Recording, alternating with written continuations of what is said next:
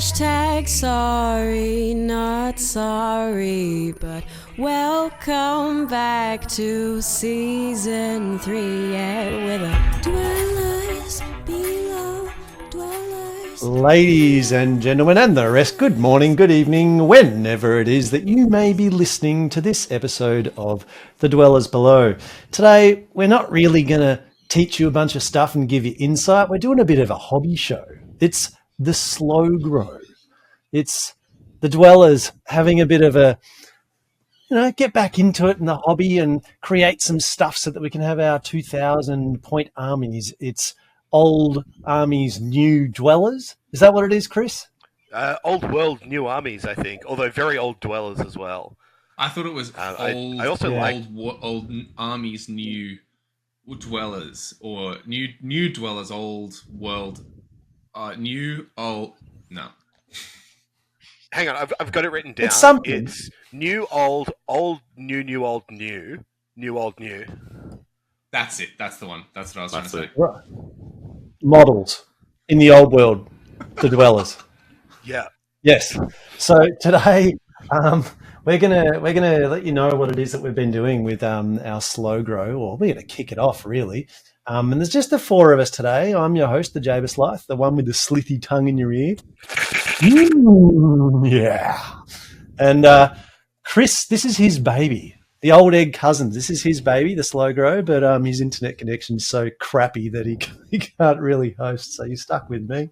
But good to have you here, Chris. Dave's here. He's also too crappy internet connection to host, or his ping's too high. Danny would do wonderfully, but from what I know of this bloke, and I know very little, he's a little bit loosey-goosey to do the hosting, so I'll take care of that. But boys, before we get stuck into the slow grow, what's been going on? What's been happening in the world of hobby? Can I just take a quick moment to recognise actually a very special occasion? I'm not sure if any of you boys have noticed this or picked up on it, but we have the OG dweller and the newest baby dweller in the same room, hypothetically, for the first time ever over the interwebs. So, hi, Jabe. How are ya? Nice to meet you. Hey, what's up? Nice to meet you too, dude. Wild. We're on either ends of the timeline of the dweller's chronology, and I love it. Oh, that's great. Dwellers transcends time. I forget as well just how long ago we stopped doing 8th edition, and then it's just been pretty seamless to kick everything back off again. Jabe's reappeared. Everyone seems really motivated at the moment, not just to do podcasts and talk about rules, but hobby as well. I've not seen the number of pictures that people have been sharing and the amount of hobby that everyone is doing for literally years, which is super exciting. Brad is painting orcs again. Hey, if we were enterprising people, we'd probably charge our listeners, set up a special Patreon for them or something to access the Dwellers chat where it's all popping off. But we're not. So We're not sorry. sellout hacks. You all miss out on that. But we are recording this. Well then, why don't we just get straight into it then, yeah? Let's just do it. So what we're going to do is we're going to go around and we're going to figure out what army we're using and why. So let's start with the egg. You can kick us off. This is your thing. What army are you using and why? So I thought I'd be really original and do orcs and goblins, which I'm sure no one else on the podcast would then decide to do as well. So I felt pretty safe in that. I was looking for an army that fit a couple of criteria. I wanted it to be one of the core factions just because I was assuming falsely that would mean they had decent model availability. And I wanted it to be an army that had at least a decent number of models in Age of Sigmar, so that when there was bad model availability, I would be able to kind of cover it with that. And Orcs fit both of those criteria, and also was the first Warhammer army I ever did. So for a full nostalgia trip and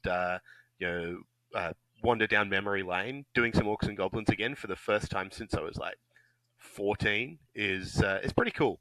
And I get to paint lots of green again. Okay. So not entirely practical, but mostly with a little bit of nostalgia throw in at the end of it. Yeah, so some constraints on model availability were kind of driving which armies I was looking for. And then once I'd narrowed that down to beasts, warriors, orcs and goblins, maybe Empire. Orcs were the one I felt like I would have the most fun doing, and also like at this point, it's just to learn the game. I'm not focused yet on what a great competitive tournament list is going to look like. I have no idea. So yeah, even if Orcs turn out to not be the strongest list, that's fine. I can do another army later on. And for now, it's more learning the game, nostalgia, say Warg, all the usual. And then once the meta figures out, then you'll move to to whatever it is that's a little bit stronger or that you want to show everyone you can break. Once I feel think like it might be painting 3 Orcs. dragons and 2 Frostart Phoenixes, I can start a second army. No, so you're not a true greenskin. You're not a true greenskin here. You're just kind of cosplaying a little bit of greenskin temporarily. I like to dabble in green, I guess. Okay, alrighty. Well, that's what you've chosen, Davey. Are you frozen? Look like you. No, you're I'm not. just He's not frozen in pensively time. sitting, maybe. Dave, are you up or Danny? No, Dave. It was Dave. He wasn't frozen until you just said, "Dave, you're frozen." And now, Dave, we My can't freezing hear you and power, you're frozen. full of ice. You manifested it, Jabe. You put it out into the universe. It's that slithy tongue. Some powerful war magic. Danny, tell us about what army you've chosen for the slow grow and why. Sure. Well, while Dave figures out his technical issues, I have chosen, surprise to no one's surprise, Empire, and sort of like Chris, it's a full circle event to my first ever Warhammer army when I was but a young buck. Except I never left. This will be it's not so much a circle, is it? No, it's more of a one-track mind. Like we're linear here, and because I'm a lunatic basically, and I can't stay away from them. I've always loved what I'm about to tell you could probably lead to some pretty deep and accurate psychoanalysis, but I think the reason is I've always been in love with the stories you can tell as a boring, barefoot little human guy who's got no special powers and nothing good about him in a world of Frostart Phoenixes and Star Dragons. Love it. That's my absolute jam. But are we actually going to see any of those little regular human beings who have been, drilled and trained by the mighty Empire, or are we just going to see a bunch of steam tanks? It's just demigriffs and steam tanks, and cannons. 100%. But it's a regular, boring human riding on top of them. Yeah, completely. In lots of big, heavy, full plate armor. And yeah, I don't know. I feel like actually this in a way feels like my first Empire army, because the first one I collected way back in the day was barely on bases and half painted, and then became AOS and it was round bases, and I don't really count those. So this is actually, I think, my first proper full 2,000 point square based Empire army. Something feels right about that. Okay, nice. Okay, all right, Dave. I reckon you look like you're back. You're back. Come back to life. Back Tell us. I'm creatively also doing Empire, and before the great unmaking, before Warhammer was murdered brutally behind the dumpster, I had an Empire army which was basically just all the filthy stuff. So I had a massive cav bus, a bunch of demigriff, a steam tank, a cannon, and that was about it. And so now I'm doing a 2,000 point Empire army of all the stuff which is I think probably garbage and unusable. So at the moment, I've been painting up a whole bunch of militia and things like that. But the plan is for me to do Empire that will actually be fun for my opponents to play against, rather than just, steam tanks, cannons, and demigriffs, which I think is what competitive Empire will look like. Boys, is your thing broken as well? I thought I just heard Dave say something about he's going to, play not the filthy shit, but he's going to play something for his opponents. Did you guys hear that? Or did I imagine that? Jade, don't worry. I still have all the filthy shit, and I'm going to a tournament in a couple of weeks, and I'm running literally a unit of cavalry, 2 units of demigriff, and a steam tank. So it's still there. Don't stress about it. But for the opponents that I'm playing with the most, we're going to go soft and fluffy infantry hammer, which I suspect is going to be garbage, to be honest. Okay. You've got your filthy shit, and now you want some people to play with because no one wanted to play with you previously. So you're got it. All right, nice. So I'm doing orcs and goblins, well, different shit's good in this edition than there was in the last edition. The last edition I had a whole lot of savage orcs, and I don't reckon they're all that. And black orcs I reckon are the biz. And boar, I reckon, are the biz as well. So those are basically the two, I suppose, massive gaps in my greenskin roster.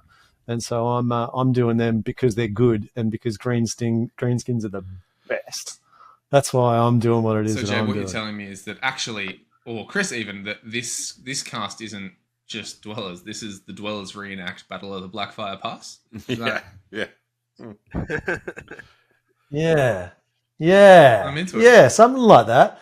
Only the Blackfire Pass kind of like disappeared off, out of the universe for 10 years, and then boom, back. We're battling for that shit again. It's going to be great.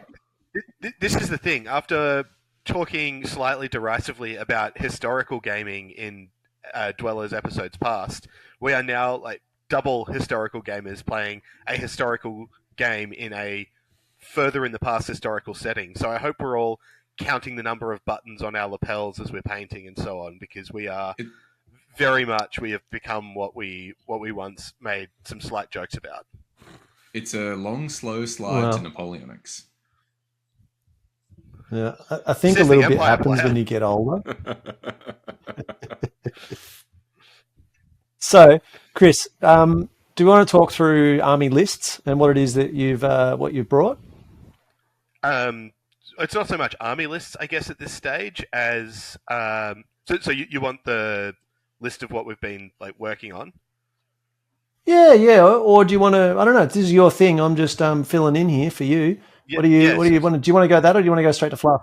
Probably rather go through. If we go through fluff next, and then we'll do a bit of show and tell at the end, because I guess this is something we can do now that Kick us off. we're a YouTube show rather than just an audio only podcast. Is we can actually show the people what we've been working on. We might just put this out on audio only channels anyway, just to troll you all. But for those joining us in the visual medium of YouTube, you'll get to see not only our faces but also our models. And for those of you not joining us in a visual medium, you get to hear us say things like, "Look at this," and "This is fun," and "Look at That's this." beautiful. Oh, nicely painted. Oh, that's great. But for now, we are just going to do the fluff and backstory. Chris, tell us about your mighty Wah. Yeah, sort of awkward me going first for this one because I kind of don't have the sort of backstory and things worked out yet. Mostly because I don't actually know what I'm going to be taking, which models are likely to be my generals, and so on. So I don't really have a backstory, just an idea, a bit of an inkling as to what I want to do. And so I'm thinking that I'm going to end up with an orc shaman who's going to appear in pretty much all my lists. But he's not going to be a regular orc. He's going to be actually an oversized goblin who just grew and grew.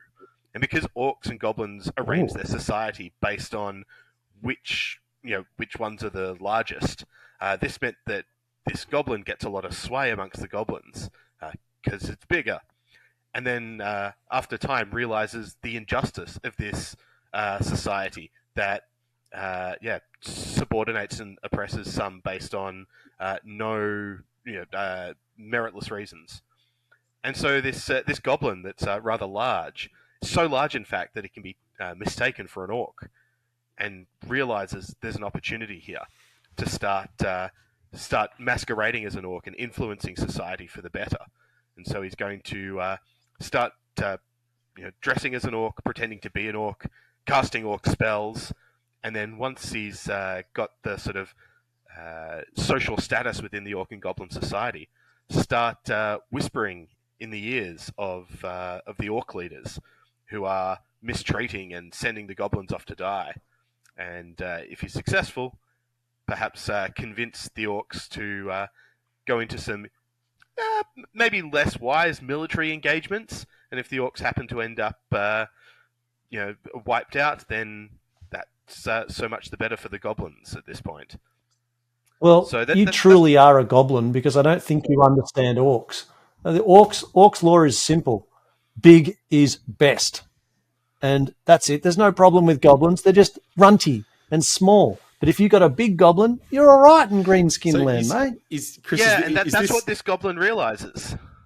Did the goblin realize that, or did Chris realize that the lore of Gork is better than the lore of Mork?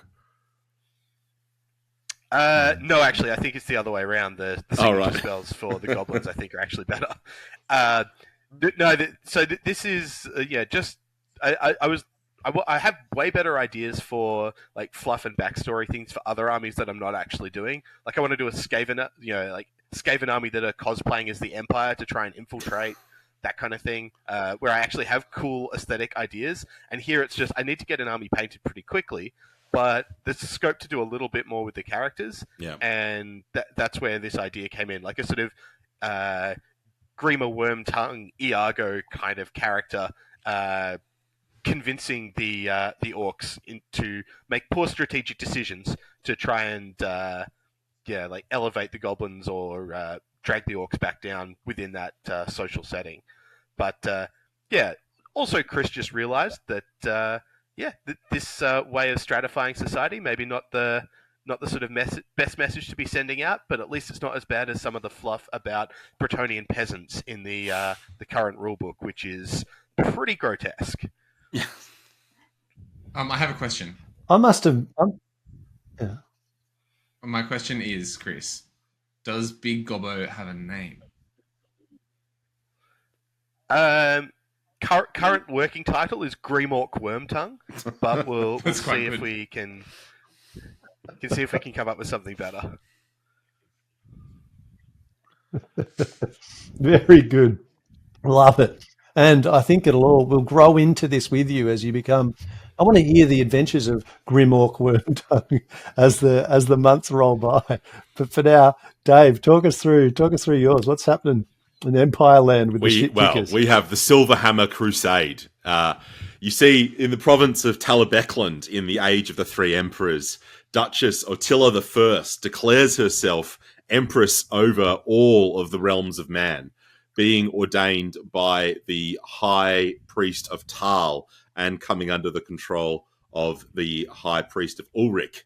So the righteous men of Talabecland who are faithful to Sigmar rise up under Ernest von Harnack, Templar General of the Order of the Silver Hammer, which is the organization that becomes the Witch Hunters, to root out the heretical and twig-worshipping followers of Tal and replace them with the glorious might of Sigmar himself. So that is the crusade of the Silver Hammer, and we're going to be using the rabble, the scum, to drive out the false empress in Talabecland, and that means that my colours are what I like to think of as McDonald's coloured, bright yellow and bright red, but adorned with Sigmarite sigils, hammers, and things like that. So yeah, that's the fluff. It's basically a witch hunter themed crusade with lots of scumbags, but using the colour scheme of Talabecland, because I think it's quite poppy, bright yellows and reds. Can I just say, as someone who, I've never really been into the lore as much as, as much as I could have been, but during the Great Darkness, in the dark years, for the last decade, I've found a lot of enjoyment in Total War Warhammer.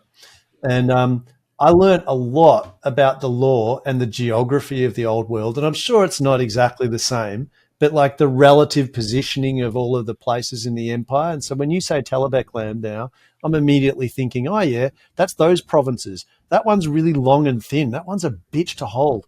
I get it. So this is good. I'm enjoying this. This is good. All right. Sigmar's McDonald's crew. That's right. Danny. Sigmar's McDonald's crew. Yeah. Well, this one is across the vast reaches of the Empire from Talabek land, the land of the false emperor and perhaps the false god.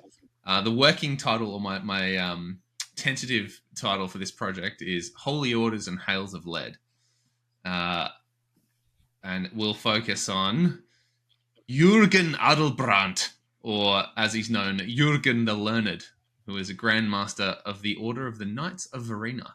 Verena being the goddess of learning and justice. And well, he's sort of the first of the dramatis personae, but it is a project or an army based in Null, the city-state that it leans itself most to siege-themed armies.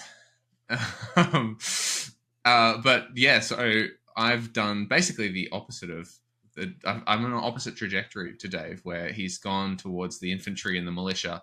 I've spent my Empire career painting hundreds, if not almost 1,000 infantry miniatures, I would guess, at this point. To demigryphs and knights and artillery and steam tanks. And I really like the kind of aesthetic that lends itself to, like the precision of mechanics and steam engines and the holy fervor of knights and these orders of warriors. So that's sort of the vibe. There'll be many other dramatis personae to come in the story, but and based in because Jürgen is a man of not a lot of fighting, mostly eating and reading. He's quite overweight. He's a big un, as they might say, but he's made a friend of a young man in the city-state of Nuln named Magnus, that he thinks has a bright future. Stay tuned by the sound of it. We look forward to the next installment in a month from now. I feel like the Magnus part of that story might happen 3-4 years from now, whenever they release the miniature for Magnus. This is a fairly pious Magnus, possibly. He yes, very pious indeed. Yeah. All right, the Greenskins. I'm going to give a bit of a different tack, boys. Different tack. In the tumultuous lands of the old world, where battles raged and empires crumbled, there arose a fearsome orc war boss, a brutally cunning war boss, known as War Boss J. His name struck terror into the hearts of his enemies, and his mighty war swept across the land like a tide of destruction.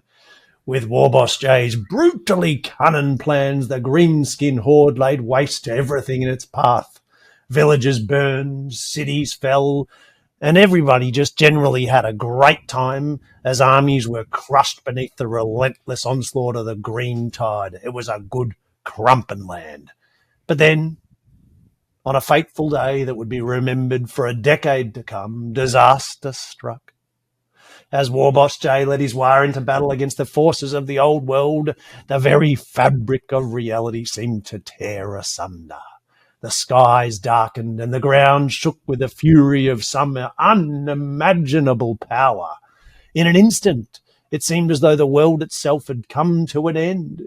Mountains crumbled, seas boiled, and the very stars were blotted from the sky. Many believed that the end of days had finally come, and that nothing would ever be the same again. But then, just as suddenly as it had begun, the cataclysmic event came to an end. The skies cleared, the earth grew still, and life began to stir once more in the desolate wastelands that had once been the old world. And it was then that the truth was revealed. War Boss J and his war had not been destroyed at all. Instead, they had been trapped in a timeless prison of ice by a cunning high elf wizard. For a decade they'd remained frozen in place, their bodies preserved in an eternal moment of battle and bloodshed. But now, as the ice begins to melt and the world stirs back to life, the Greenskin horde find themselves slowly thawing from their icy slumber. colour returning to their bodies that had been grey for ever so long. And that's the story of War Boss J and his decade-long imprisonment in the time. Beautiful. There we go, Love boys. I do have one question about that, though, Jabe. What does the J stand for? It's the letter after War Boss. J. Yeah, but what does it stand for? Well, orcs are pretty dumb, right? Ginormous. But he's so big that it's just the letter J. It's quite good. Ginormous. I love it. Big fan. Yeah. Big fan. That's I look forward to seeing War Boss J's Wah coming out from the icy freezing tundra and slowly getting colour back in their limbs over the next month, Jay. Yes. So what happens is, War Boss J is the biggest, so he got the most of the ice. He's trapped really far in, but some of the other models are just coming out now, and so there's a small contingent of Black Orcs, and and some Boar Riders have managed to struggle their way out of the ice, and we'll see what happens as more time passes. More will thaw. The Black Orcs look so there you good go. in the new edition, man. They look really excellent. I'm using the old ones because they were from 10 years ago. I'm not sure if you were listening. Sorry, they're not new. They've been thawing for 10 years. For 10 Dave years. might be referring to the filth side. I'm in the tabletop performance. Yeah. Well, yeah, I'll tell you, that ice does wonders for hardening armour. All the way up to Dwarven plate mail, right? Ice baths are super popular these days, actually. Really good for recovery. Mental acuity. Muscle fatigue. I went to an academic workshop the other week, which had a sauna and ice bath session as part of the professional activities. Which there we go. So they're becoming quite popular. They certainly are. Huberman. Oh yeah. Yeah, don't get me started on all this back shit. To this is Warhammer. kind of my Back to bag. Warhammer. My bag, all this sort of stuff. This is the stuff I do for a living. But ice forged armor. That's what the orcs are rocking in the old world. Ice forged armor, and it's hard. It's good and hard. They're hard boys now. So let's check in for progress, shall we?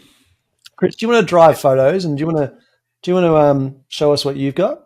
Yeah, so the idea is that we can do a little bit of show and tell. For us, as we're recording, I'm just going to be taking us through some pictures online. But once we get as far as Nick doing the hours and hours of editing that it takes to actually pull all of this together, you'll hopefully be able to see what we see and not just need to go off our say-so as to what actually is good. God, am I glad not to be editing.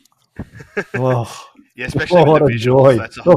Editing in video and sound is, hats off to Nick for that. So, I'm maybe more so than others. I don't have any models on square bases when we started this, so I have to begin my square-based collection from scratch, which I'm doing as quickly as I can. So, whilst these are traditionally called slow grows, my army will be hopefully growing much faster. So, got a picture up for everyone of what I've got done so far, which is 23 orcs fully done so far, with still another 40 in my box already. We're going for a kind of a traditional sort of scheme: green skin, drab metal armor. I'm taking a bit of inspiration from the Iron Jaws in the Age of Sigmar range, though, going with a lot of black armor and then some pops of color. But I'm going for some orange rather than yellow. Can you just back up for a minute for us, or to go to the Black Orcs? Yeah. Are they brutes or ardboys? I can never remember the difference. I've got one up on the screen now. These are the Age of Sigmar, just generic Black Orcs, or whatever they call them now. The infantry unit for the Ardboys army, which these models are huge and kind of excellent. If they'd come out as character models back in the 6th and 7th edition days, they would be classic models that everyone was saying, just absolutely awesome models, all timers, and now they're just a rank and file infantry unit that we can just buy boxes of 10 of. Mm. And how did you do the armor? What's the technique? This might be slightly leading if I guess right, Jabe. I've been doing like a slap chop base to the army, and then building up from there. So, where are we? We've got one here. So, starting with the traditional slap chop base, dry brushing up to a white on the undertones, then contrast over the top. But my dry brushing ability is pretty poor, and so the straight up slap chop doesn't look great when I do it. So I'm then going back over and adding in some recess washes and some extreme edge highlighting, and then we end up with what we see here, which is fairly decent. And the slap chop saves so much time compared to layering up from a base coat just with paints the whole way. So have you messed around with adding oils to slap chop for getting a bit more depth and contrast? Because I've done it quite a lot for Necromunda and Terrain, and oil washes particularly, because you can, after you put them on, you can take them back down with a cotton swab. They really add like quite easy shading to it if you need to add a bit more depth. Oil paints. I haven't tried oils. Oil paints are the biggest slept on secret in miniature painting. Oil paints are incredible and so much easier than people think. Like a little bit of hassle getting some white spirits, but that's about it. But Chris, I also have a genius tip for you in your slap chopping endeavors, which I'm so fully behind. I love. Have you got some of these? I can't see what you're. Makeup what brushes. He says, holding up a case of Makeup brushes. Yep, I do in fact, which is what I've been using for dry brushing. Legend. He's already on top of it. I think it's a technique problem for me where I just can't get the gradients as I'd like them. So it still looks a bit wonky with just the contrast over the top. But one thing I have started doing is starting from a lightish grey and then going up to white from there rather than starting from black. And because my dry brushing is a little uncontrolled, that's helped smooth out some of the problems I was having before, where some of the recesses would just be implausibly dark, don't have so much of a problem with that anymore. And then you can highlight them with a wash or whatever. But that image that you were just on, you've been doing some converting too, by the looks of it. Oh yeah, I'll grab that back up. The bulk of the models I have currently are Savage Orc bases, but I've been mixing through some of the spare bits left over from the Black Orcs and getting a bit of a Mad Max vibe from them. Specifically Mad Max 2, kind of humongous as the sort of feel. So lots of bare skin, but then some bits of hard metal and bright colours. I'm not sure how much that'll get replicated across the rest of the army, but kind of liking that at the moment. It looks good. Just by means of show and tell. I've a couple of orcs that are... I haven't fully done the bases yet. I'm going to hopefully leave that until I've got a big chunk that I can do at once.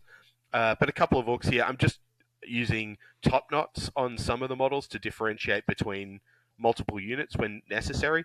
So if one unit's the big uns, they can have top knots. If one unit's Savage Orcs and the others aren't, then I can, again, use that as a way to visually differentiate between models that are otherwise pretty similar. And nice. I guess the one other thing to show is, my excellent storage solution that I have going at the moment. Which, for those of you listening at home, is just a pile of models on top of each other in a cardboard box. I've been doing loads of Lord of the Rings, and those armies fit... Go on. From the pictures Hohen sends in the group chat, that's also how he stores his precious miniatures. Chuck him in a box.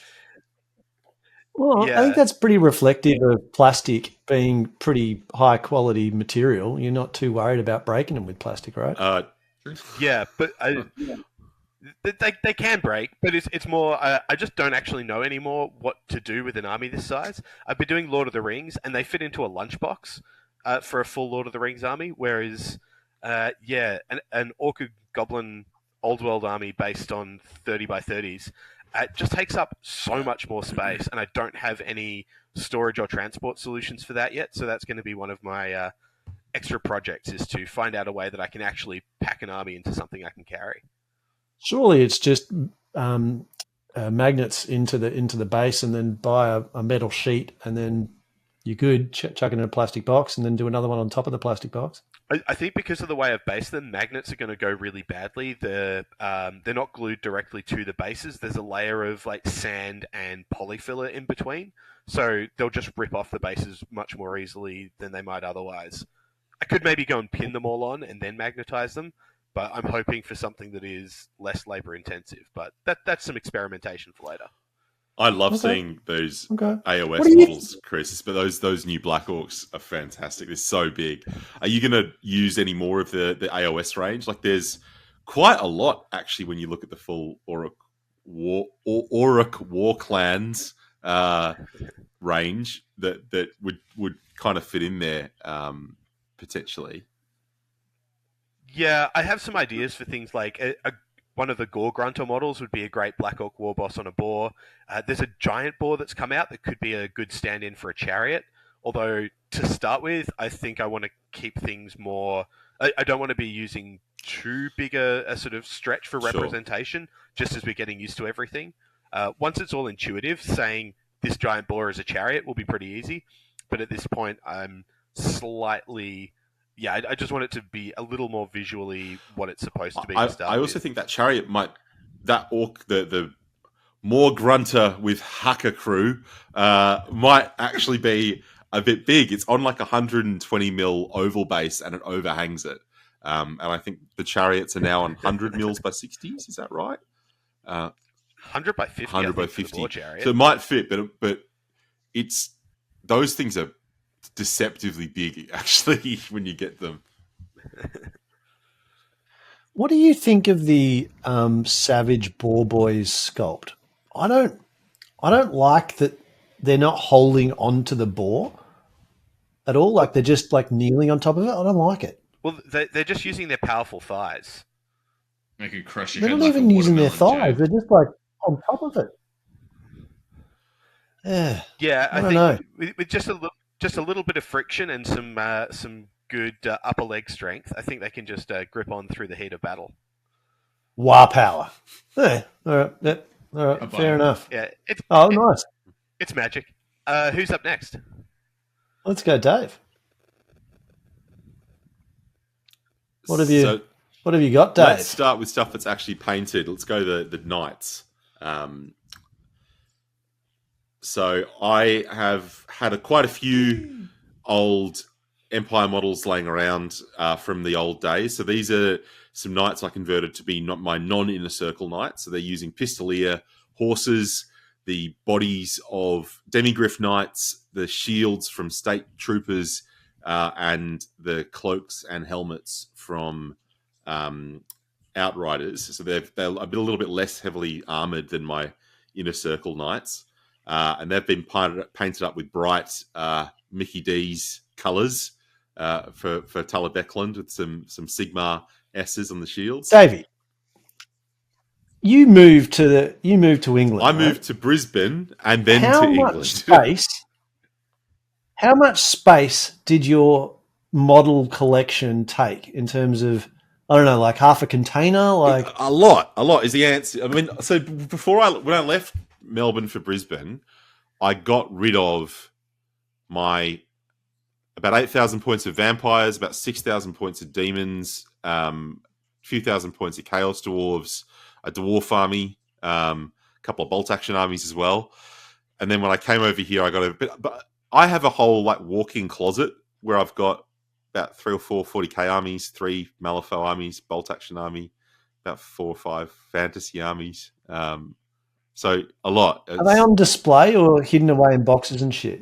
They're all in storage boxes. Everything's either in KR multi-cases or in custom foam, because I am not a gentle or careful person with my property and destroy it rapidly otherwise.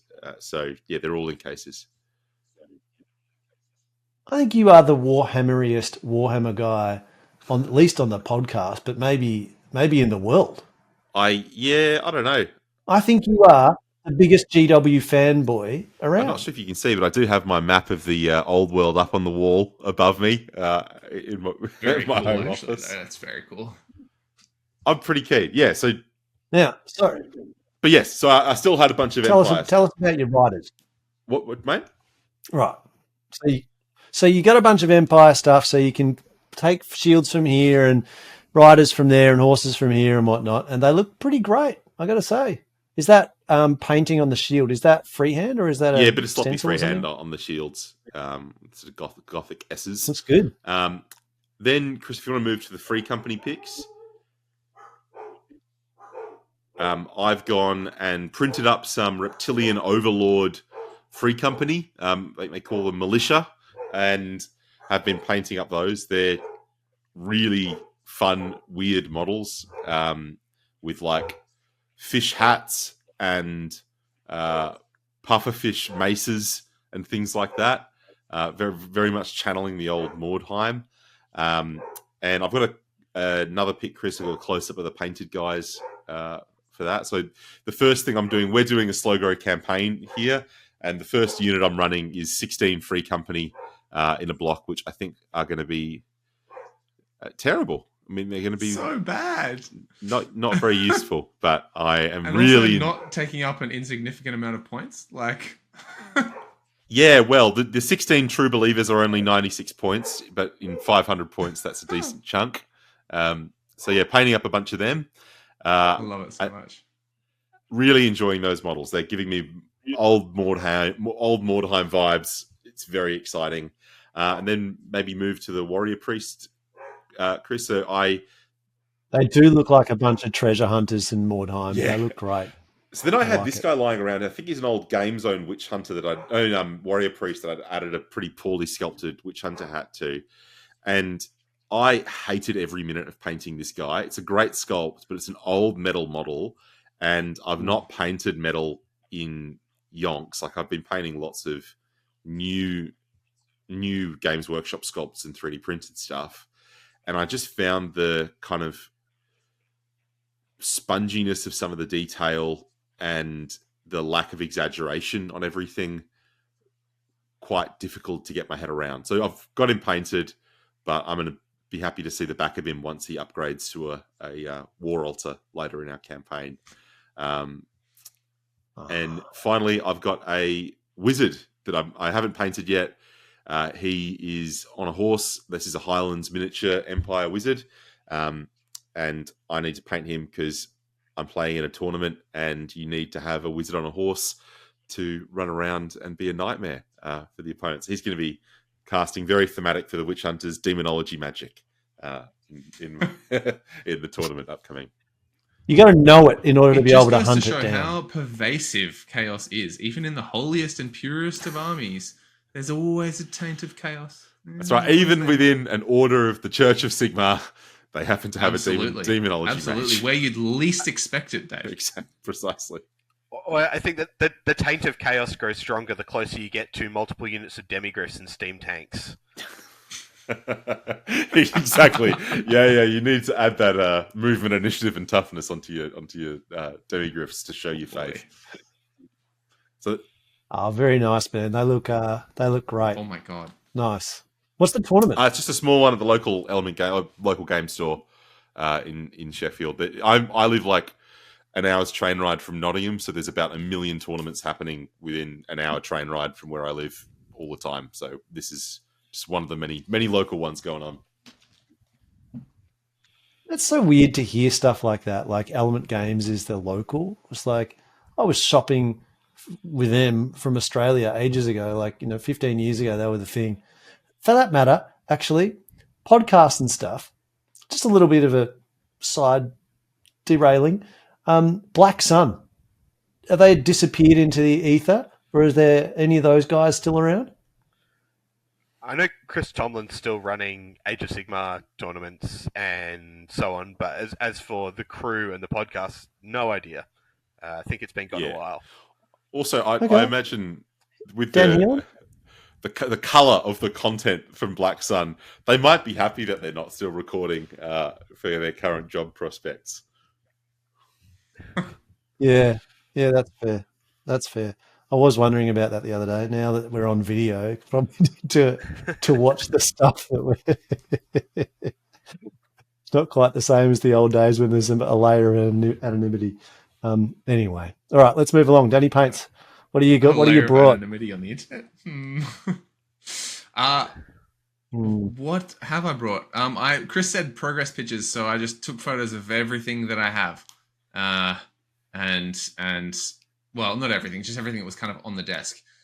Start wherever you Where do you want. want to start? Chris. We can just go, we'll just zip through it. If I'll speak to each of the photos as you. Yeah, just putting. Look at this. Humans on 25mm bases. Crazy. I've been putting together some handgunners because I haven't ever really run any handgunners, and Hochland long rifles look particularly useful, getting rid of pesky unit champions and stuff like that. The unpainted stuff, Chris, we can just blast through for sure. This isn't not painted. This is the first demigryph I've ever put on a square base, and yeah, it's the black and white of not Ostland, Dave. It's Nuln. My headcanon for this is because they are Knights of Verena, who's they're a sister order to the Knights of the Everlasting Light, who are white and blue. But obviously their temple is based in Nuln, and so they fight to defend the city, so they're in black and white. And these guys, believe it or not, Dude, he looks great. Go on. He looks great. What did you like? What's your Oil technique? paints, And baby. This is actually, believe it or not, like from the photo, I think it comes across quite well, but it's a very quick paint job. So I've sprayed them with Wraithbone, which he's just bragging.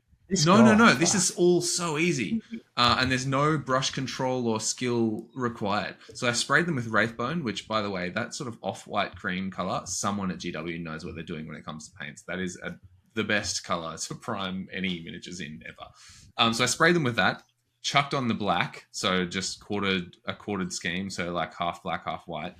I left the white as Wraithbone, and then I did a base coat on the demigryph of like a tan.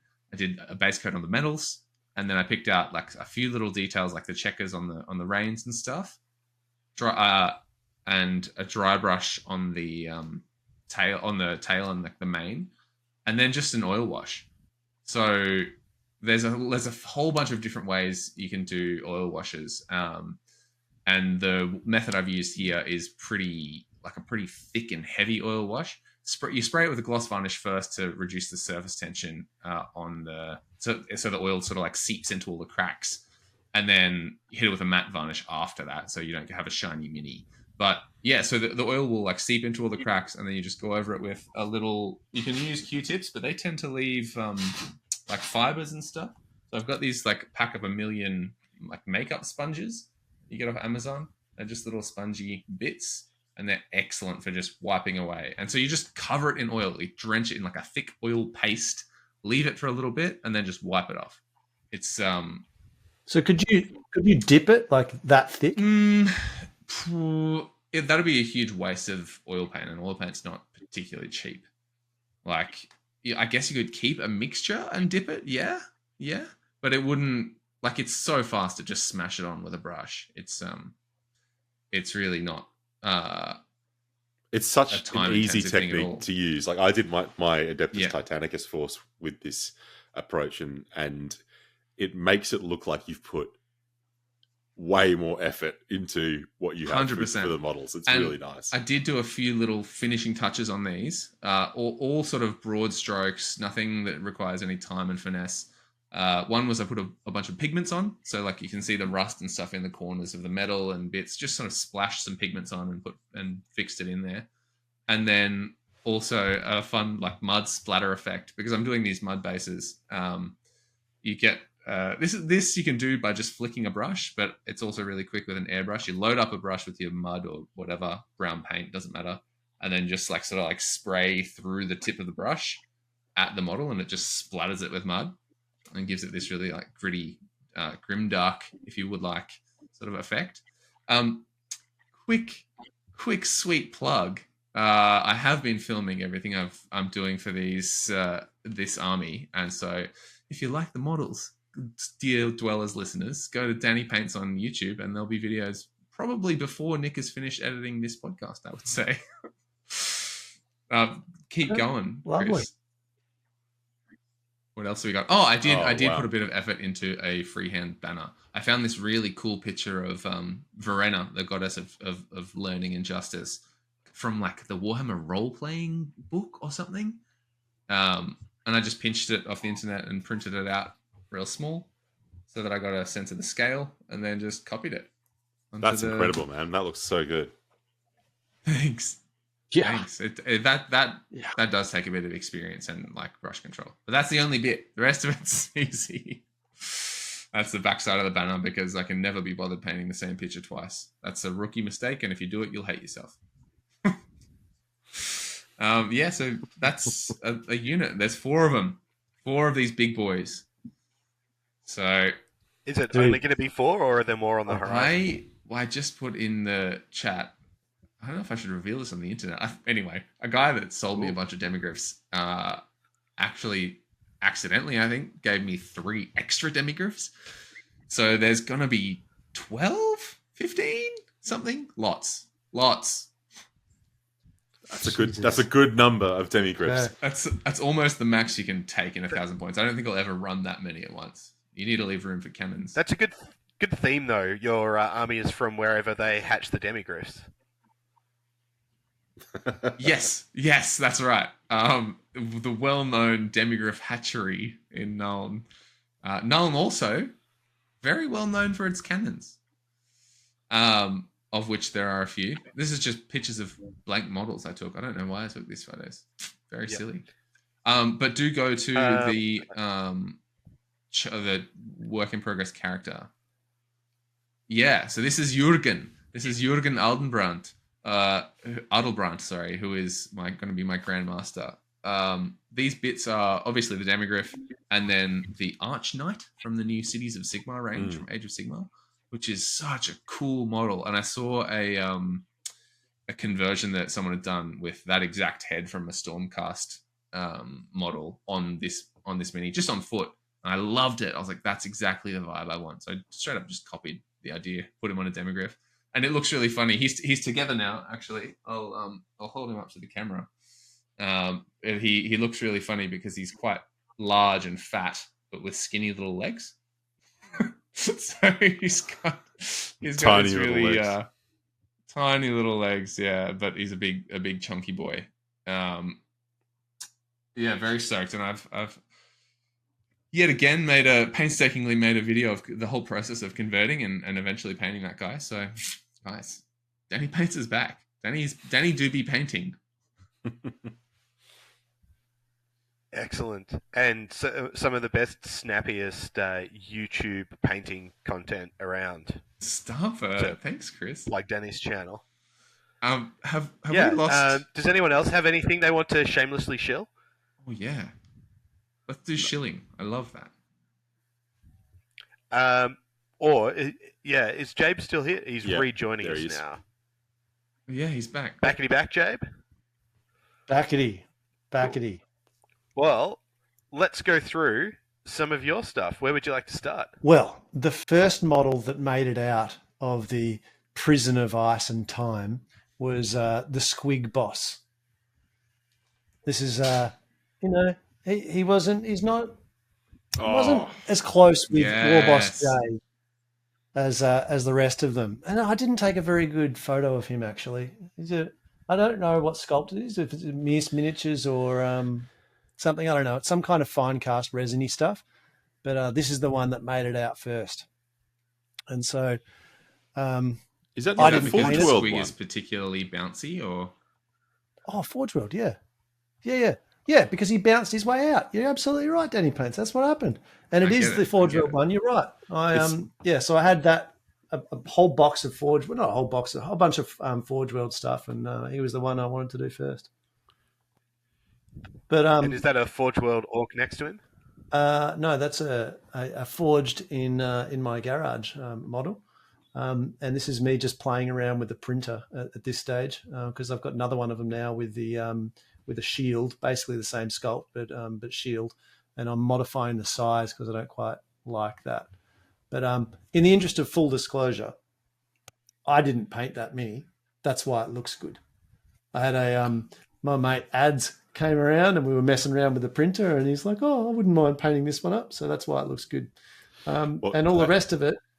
It's good that it got well painted, Jay, because I think he currently goes for about $150 for the squig leader, because he was only really for sale for like a short period when they released the couple of orc characters from Forge World, and then got nuked with Age of Sigmar. So yeah, that one's been out of action for quite a while. I got a few other Forge World things that haven't had anything done to them yet. He's probably not worth his value now because I swapped his spear out. Didn't like the resiny one, super long and thin and bendy and whatnot. So I just swapped that out for something else. But other than that, the sculpt's as is. And yes, next to him is War Boss Jay's trusty sidekick, the Black Orc, who will be the BSB, but he's the boss of these orcs now because he's the biggest. But he's going to swap his axe for a shield when he can. Either way, mate, Black Orcs is fine.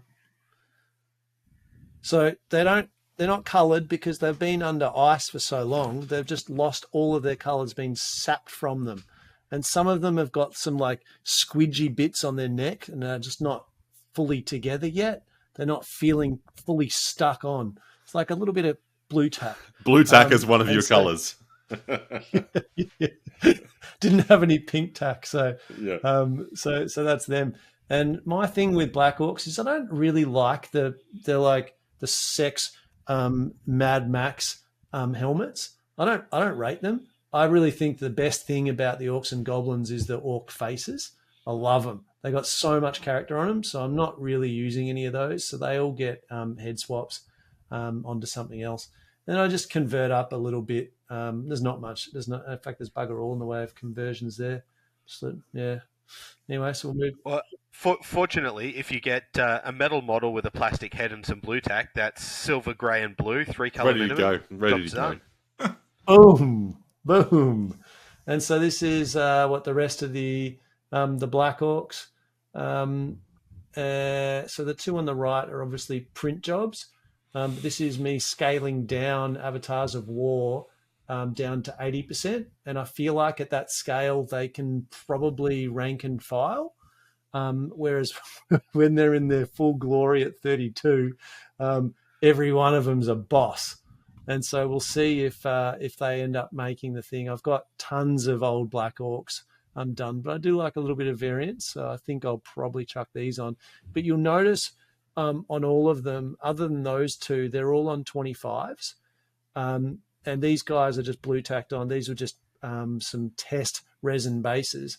And so I can't really get to painting, or that's my excuse, can't get to painting until I've rebased them all. And I haven't figured out exactly how I'm going to do it. I think I'm just going to use solid resin and then hollow out and put a neodymium on, but I'm not 100% sure of that. And so I haven't done that yet. And my contrast paints haven't arrived, and you better believe all of this shit slap chop because, apparently it's hard to fail at slap chop. Slap chop and then do an oil wash. Do it. All right. I'll take that on. I'll even do a special video tutorial just for you. I'll address it to you, Jabe, dear Jabberslav. Oh my goodness, this is the old Orc boys. Yeah. Yes. So I've got some of those, and I had a box of Savage Orcs, but I really don't like them sitting up on their knees. They just kind of all feel like rodeo boys, and it just doesn't feel right. And they don't have enough armor on them. So I'm in the process, you can't see it here, but in the process of converting some of those to be leaning over and grabbing is it the scruff? What is that? What part of the boar is that? Is that the scruff? The mane. The mane. Nape? The scruffy mane nape. Anyway, so I'm converting a few over to do that, but I might end up just going with some printed models. But I made a bit of an error with the printed models, and now I'm going to have the same base problem. So I've got another set that I'm running where I've sliced it with, which is a printing thing. I've sliced it with on the base, so the resin they'll print out with the base attached, which will mean I don't have to go ahead and do any basing. But I think I've also just learnt, thank you YouTube, that you can use resin as glue, which is pretty sick. Yeah. Dip your Q-tip in resin and then paste it over whatever you want, and then just shine your little UV torch on it, and it bonds up like resin. So, right? And so you can layer it in and fill things in as well, and then just sand it back for anything that doesn't work the way you want. So, yeah. So I'm Very cool. Might do that. So no paint yet. My hobby time has basically been printing. That printer's been going constantly since I got it. Classic 3D printer, about 1,000 models, 2 of them painted, but still printing more wildly. Yeah, furiously, Dave. You know, I'm loving it. Then the printer today, my grow tent arrived, and so I've been setting that up and got my little inline fan, all that sort of shit going.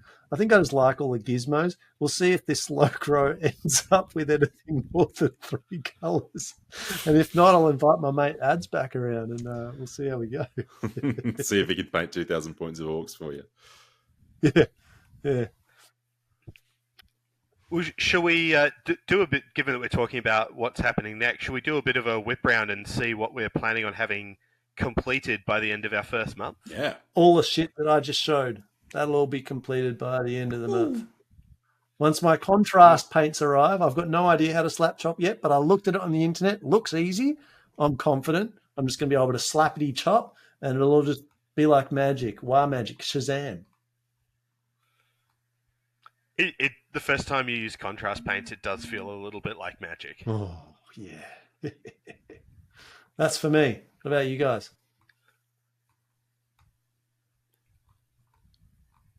So I'm going to be painting the rest of the 16 militia for my empire. I'm also going to paint up a cannon because I need a second one of them, and probably another 5 or 6 knights with the non in the circle knights with lancers, and that will about do me for the first month before I start tackling 1,000 state troops, which are going to be utter garbage on the table. Chris? I'm going ambitious and aiming for 30 of the Savage Orcs to be done, 5 of the Black Orcs, and to be honest, I'm like quite a way ahead of schedule at the moment, so I'm going to try and add on the rest of the Black Orc unit and maybe a unit of Boar Boys and a Shaman as well. So hopefully we'll get up to the sort of 40-45 models done for the first month, but that will sort of get the bulk of the infantry out of the way, and then I'll have more time to spend on the characters and the monsters and the squigs and so on as they start to come in. I've ordered a bunch of things, so I don't know exactly what will arrive and when. So future months is going to be a bit squiggly, but for the time being, I'm just trying to bash out as many of these orcs as I can, and we're making some good progress, almost up to getting into the 30s now. That's a lot of orkies. A lot of orkies. I went the exact and polar opposite, and decided that my first 400 to 500 points for this month would be 3 Demigryph Knights and a Grandmaster with a Rune Fang, because that's 100 points of magic items, baby. But I have already done 4 Demigryphs, and the Grandmaster I'm going to put a whole bunch of love and time into, so I think that'll get me going, and then we'll work out how many cannons and steam tanks and more Demigryphs for the next few months. Do you reckon it's possible to make a version of Warhammer where the shit kicker infantry is actually good and all of the special and rare and all the toys are really not that good? Yeah, I'm not sure about the second part. Yeah. The closest we got in my experience has been 6th edition, where like a 6th edition Empire infantry block can be kind of like one of those things you just don't want to go anywhere near. You chuck a bunch of points into it, but the static combat res you could have got back then, would like you'd be starting at +8 or 9, and things didn't just kill that much in 6th Ed. So it was pretty solid. Although not the filth, but it was solid. I think if they'd made rank bonuses cumulative and made rank bonuses cap at 3 rather than 2 for normal units, shit kicker infantry already would be very good. But they've just made their static contributions kind of not enough and not adding together. Yeah. Although the cumulative close order stuff is interesting, especially if you have detachments, like 2 detachments and you both get a counter charge. If you get a flank in there, that's +3. Yeah, I don't know. Anyway, Chris? Okay. Detachments, is that like a high elf thing? Yeah, it's a technique that the humans learnt long ago off the high elves. So the high elves taught the humans how to do it. I hate and the Tomb Kings as well, I think. I hate the old world. And the dwarves, the Empire are not special. The only army that doesn't have any army rules. Or spells. It's just been us for tonight, but quite a lot of the dwellers are actually planning on doing slow grows, but a few of them have got family things going on, sick kids and all this other stuff. So they're not able to be with us tonight. But Eggledy, do you want to recap what some of the boys are doing for us? Yep. So the current list of dwellers who are planning on doing this old world new armies kind of business, Nick, the Father of Lies, is pretty in. He's doing Warriors of Chaos and has promised to fully paint, including several layers of edge highlighting, an Exalted Champion on Demonic Steed, 5 Chaos Knights, and 5 Marauder Horsemen, going for some chaosy cavalry. And Nick also was messaging me earlier, Jabe. He was just saying that he wasn't busy tonight. He was just intimidated that the true OG is back. So yeah, fair enough too. Good. Yeah. And we've also heard from Sam, who is, well, at one point was going to be doing some Marauder Horsemen and a Dragon Ogre. More recently has some really cool ideas for a sort of Taint of Chaos Dwarf army. But I'm not exactly sure where we stand on that, because we've heard some mixed things from Sam. So I guess watch this space, and hopefully we'll have some further updates and more pictures to share when we come back to this. We can all probably be reasonably confident that where it ends up is where the meta ends up for Sam.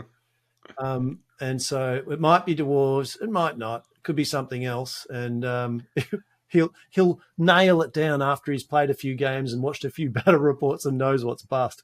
Or I don't know, he did pretty well at CanCon with an army of just a bunch of squigs, from what I could tell. I'm not sure if that's the meta in Age of Sigmar, but Sam definitely has a lot of them now. He might also just paint up an army of dwarves, but decide to run them as Bretonians when they become the best thing in the game. That is true. Very good. All right. Boys, is there other stuff you want to talk out about the slow grow before we get a move on to, I don't know, not boring our listeners with whatever else we would derail it by if we kept going? Yeah, I guess for any listeners who particularly care about scheduling, we'll probably try and circle back to this about once a month to track our progress. And I guess the fun part is sharing the pictures and show and tell. Something we haven't been able to do before. And now that we are live and online, well, I guess that was true before, but now that we have video and pictures and so on, we can share the hobby stuff a bit more than just talking about what percentage of a cavalry prince we've painted this week. Yeah. All right. Good. Well then, thank you very much for listening. It's a different kind of show. We'll be back to our regular schedule of insights and shenanigan and discursive conversation probably a week after you watch this, no doubt. But thank you very much for listening. We've been the Dwellers Below. Don't fail your strength test. Strength test.